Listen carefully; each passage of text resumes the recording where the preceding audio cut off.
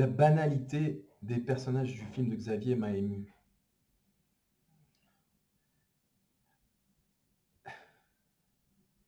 Chacun des personnages est enfermé dans son propre monde. Et impossible de révéler sa propre vérité aux autres. Et impossible de comprendre la vérité des autres. Là où il y a agressivité, cela cache en réalité une grande insécurité, un grand manque de confiance en soi. C'est le personnage d'Antoine, par exemple. Là où il y a un personnage réservé, mesuré, intelligent, qui en dit peu, très admiré, eh bien cela cache en réalité un besoin de dire adieu, un besoin de partager sa souffrance, le secret que Louis est condamné à mourir. Cette rencontre entre Louis et sa famille ne se passe pas comme prévu. Ses frères et sœurs ont besoin d'une figure paternelle.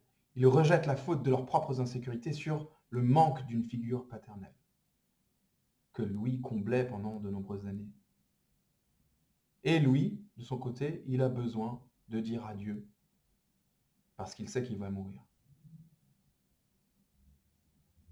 Ce qu'il se passe en réalité est prévisible. Personne ne change. Louis continue à mentir. Il pense que c'est une tentative noble que d'essayer de donner à ses frères et sœurs cette figure paternelle dont ils ont besoin, ce besoin d'acceptation qui leur permettrait de retrouver confiance et de changer, de s'accepter tels qu'ils sont. C'est ce qu'il fait. Donc, en quelque sorte, Louis se ment à lui-même.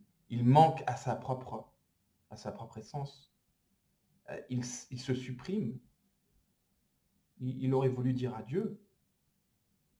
Ou bien est-ce sa façon à lui de dire adieu, mais dans l'acceptation qu'il ne peut pas les changer ou pas?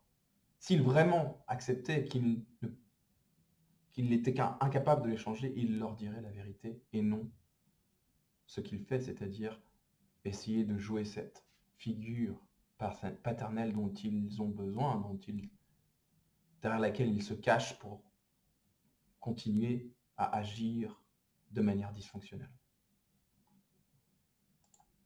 Voilà ce qui m'a plu. Le changement, ça passe d'abord par un désir. Est-ce que ce désir est suffisamment grand en vous pour que vous puissiez réellement changer?